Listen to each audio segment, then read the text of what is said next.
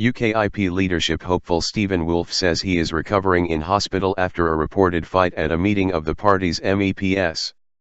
The party released a statement from Mr Woolfe from his Strasbourg hospital bed saying he was sitting up having undergone a precautionary brain scan. UKIP sources said punches were exchanged during the row at a party meeting and Mr Woolfe banged his head. He was taken to hospital 2 hours later after collapsing, sources said. UKIP sources said a rumbustious argument had taken place at the MEPs meeting at the European Parliament over whether Mr Woolfe had been talking to the Conservative Party. Even the possibility of him talking to the Conservatives had been seen by some as a betrayal and some MEPs were very angry, the sources said. The BBC was told Mr Woolfe went outside with another MEP where punches were exchanged and it is believed that Mr Woolfe banged his head against a window or a wall but then got up. Following a vote 2 hours later he collapsed and doctors were called and his wife was contacted. Looking well. UKIP did not deny Mike Hookham, who represents Yorkshire and North Lincolnshire, was the MEP who left the room with Mr Woolfe. Mr Hookham's spokesman reportedly told the Mail Online, Mike did not touch him. A party spokesman told the BBC the events that followed were not witnessed by MEPs. Speaking from his hospital bed, Mr Woolfe said, the CT scan has shown that there is no blood clot in the brain. At the moment I am feeling brighter, happier, and smiling as ever.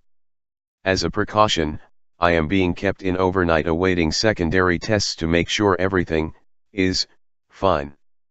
I would like everyone to know that the parliamentary staff, the UKIP MEPs with me and hospital staff have been brilliant. Their care has been exceptional. I am sitting up and said to be looking well. The only consequence at the moment is a bit of numbness on the left-hand side of my face. UKIP interim leader Nigel Farage, who is launching an inquiry into the altercation, said Mr Woolfe is in a much better place than he was a few hours ago. He did collapse coming out of the chamber during the voting session and hit the ground pretty hard. He said.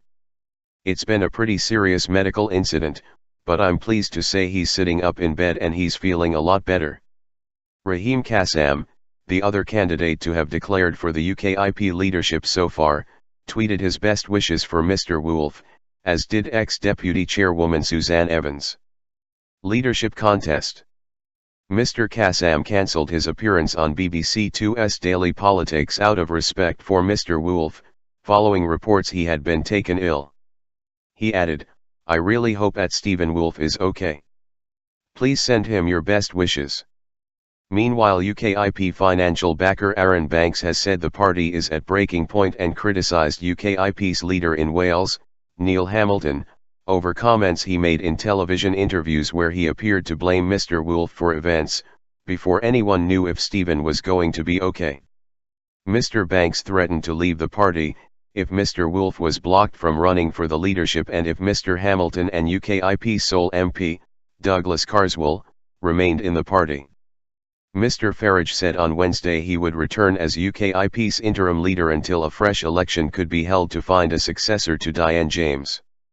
Ms James announced her resignation after just 18 days in the job, citing professional and personal reasons for her decision. She succeeded Mr Farage on September 16 after he resigned following the Brexit vote. Mr Woolfe was unable to take part in the previous UKIP leadership race after he missed the deadline for submitting his nomination.